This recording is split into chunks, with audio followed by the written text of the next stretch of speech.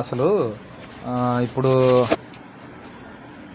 ఇప్పుడు చిన్నప్పటి నుంచి నాకు ఏంటో తెలుసు అని ప్రచారం చేస్తున్నారు. మీకు క్వశ్చన్ చెప్పాలా? నేను టార్గెట్ ఇండివిడ్యువల్ని 25 సంవత్సరాలుగా. నా ఆలోచన మీరు చూడాలంటే నాకు బయోడీజిల్ ఐడి కొట్టాలా, ఆ బయోడీజిల్ ఐడి కొట్టందే నా ఆలోచన మీరు చూడలేరు, నా తలంపులు మీరు చూడలేరు. నా తలంపులు మీరు చూడాలంటే నా బయోడీజిల్ ఐడి కొట్టాలా. నా బయోడీజిల్ ఐడి 4 అంకెలు ఉంటుంది, 3 లేదా 4 అంకెలు ఉంటుంది. అది ఎప్పుడు కొట్టారు? అప్పటి నుంచి నా శరీరం మీద ఆత్మ ఆ చేతిలో ఉంటుంది. మీరు నా ఆలోచన తలంపులు చూస్తున్నారు. అలా చూడాలంటే నాకు బయోడీజిల్ ఐడి కొట్టాలా. అది ఎప్పుడు కొట్టారు చెప్పడానికి భయం ఏంటి? పోలీసులకి ప్రభుత్వాలకి అది చెప్తే అయిపోయా. అసలు నాకు బయోడీజిల్ ఐడి ఎందుకు కొట్టారు ఎందుకు చెప్పట్లేదు ఎవరు? ఎందుకు కొట్టాల్సి వచ్చింది అలాగే అసలు ఎందుకు కొట్టాల్సి వచ్చింది నాకు బయోడీజిల్ ఐడి? అక్కడే కుట్ర బయటకు వచ్చింది కదా. 10 సంవత్సరాలు నేను బాధితుడిని. ఇప్పుడు 10 సంవత్సరాలు నేను టార్గెట్ ఇండివిడ్యువల్ని. సో నాకు బయోడీజిల్ ఐడి అసలు ఎందుకు కొట్టాల్సి వచ్చింది? అక్కడే కుట్ర అర్థం అవుతుంది, కుట్రని. ఏ కారణం చేత కొట్టారు అంటే మీరు ఎందుకు నమ్మాలి? చిన్నప్పటి నుంచి టార్గెట్ అని వాడి కుటుంబాన్ని ఏమనొద్దు, మొత్తం రికార్డ్ అవుతుంది అన్నారు. అంటే దాన్ని బట్టి మేము అర్థం చేసుకోవాలా? నేను చిన్నప్పటి నుంచి టార్గెట్ అని నేను అంత ఖచ్చితంగా ఎట్లా చెప్తున్నా? నా 2 కళ్ళతో నేను చూస్తున్నా, 3వ కన్ను ఏదో చూస్తున్నా అంటే మొత్తం రికార్డ్ అవుతుంది. అటువంటి నా జీవితంలో 2 అమ్మాయిలు మహిళలు వచ్చారని చెప్తున్నా. దాన్ని బట్టి మీరేం అర్థం చేసుకోవాలా? చిన్నప్పటి నుంచి కూడా నేను టార్గెట్ ఇండివిడ్యువల్ అని అర్థం చేసుకోవాలి మీరు. అర్థమవుతుందండి? That's all. సో అటువంటిప్పుడు చిన్నప్పటి నుంచి నాకు బయోడీజిల్ ఐడి వాళ్ళు కొట్టారు, నా మీద మానవ ప్రయోగం వాళ్ళు చేశారు. ఇలా మొదలు పెట్టాలా అంటే ఇలా ముగించాలా? ఇటువంటి ఆరోపణలతో ఆట మొదలు పెట్టాలి, ఇటువంటి ఆరోపణలతో ఆట ముగించాలా? పక్క ప్రాణాలతో చేశారు. సినిమాకి ఇది సినిమా అంటున్నారు. ఇప్పుడు సినిమాకి ఇంటర్వెల్ అంటే ఎక్కడుందో తెలుసా? నా 2వ భార్య నన్ను విడిచిపెట్టినాక తెల్ల కాగితంలో సంతకాలు పెట్టించుకుని కమ్మలాయరు ఒంగోలులో 3వ మున్సిపల్ మేజిస్ట్రేట్ కోర్టు జడ్జి తెల్ల కాగితంలో సంతకాలు పెట్టించుకున్నారు చూడండి. అది బయటకు వస్తే తెల్ల కాగితం మీద ఏం రాసుకున్నారు? అటు ప్రభుత్వం నుంచి కూడా అడ్డం రాకూడదు, ఇటు ప్రజల నుంచి కూడా అడ్డం రాకూడదు.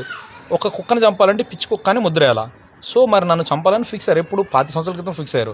ఆ చావు కూడా ప్రజలందరూ అనుమతితో ప్రజల చేత చంపించాలా. కేసులు ఉండకూడదు, కోర్టులు ఉండకూడదు. వీళ్ళు లేని సమస్యలు వీళ్ళు సృష్టించాలా, వీళ్ళు సృష్టించిన సమస్యలకి వీళ్ళే మళ్ళీ పరిష్కారం ఇచ్చినట్టు ఉండాలా. వీళ్ళు సమాజంలో పెద్ద మనుషులు ఉండాలా, నేను సమాజంలో వెధవనగా ఉండాలా. అంటే నాతో అక్రమ సంబంధాలు అంటే కట్టిన అమ్మాయిల మహిళలు సమాజంలో వెధవలుగా ఉండాలా. అంటే జీవితాంతం మేము అట్లా చెడ్డ వాళ్ళకి ముద్రించబడి మేము చచ్చిపోవాలా? మీరు సమాజంలో ఎన్ని నేరాలు ఇటువంటి దేశద్రోహ ఉగ్రత కుట్రలు చేసినా మీరు సమాజంలో పెద్ద మనుషులు చలమనవ్వాలా?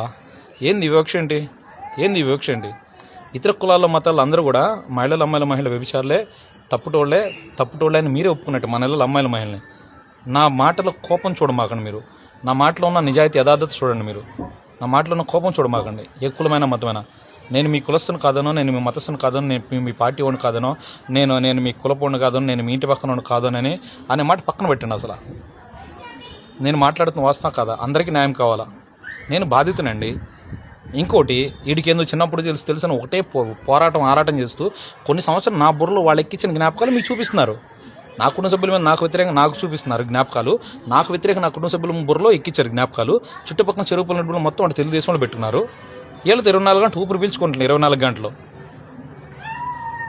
మా బుర్రలో ఏముండవు, ఖాళీ ఉంటుంది. ఇది ఎంటీ బ్రెయిన్, హై మైండ్ అంటారు.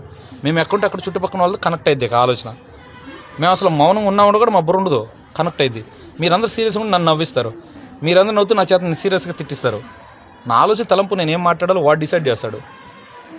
ఇలా చేయాలంటే నా DNA జీనోమ్ సీక్వెన్స్ చేయాలా? అప్పుడు నా గుణగణాల స్వభావాలు మార్చేస్తారు వాళ్ళు. నా DNA జీనోమ్ సీక్వెన్స్ ఎప్పుడు చేస్తారో అప్పటి నుంచే నా పుట్టుకు తంటు వ్యాధులున్నాయి, ప్రాణాంతక వ్యాధులున్నాయి, అన్నీ అలా తెలుసు. అన్నీ తెలిసే నా మీద మానవ ప్రయోగం చేశారు. అన్నీ తెలిసే మానవ ప్రయోగం చేసి వీళ్ళు మా ఇంట్లో వాళ్ళని బెదిరిస్తూ, ఆడవాళ్ళని పెట్టుకుని బెదిరిస్తూ డబల్ గేమ్ ఆడిస్తున్నారు. ఇక్కడ ఈ కుట్ర బయట రావాలా?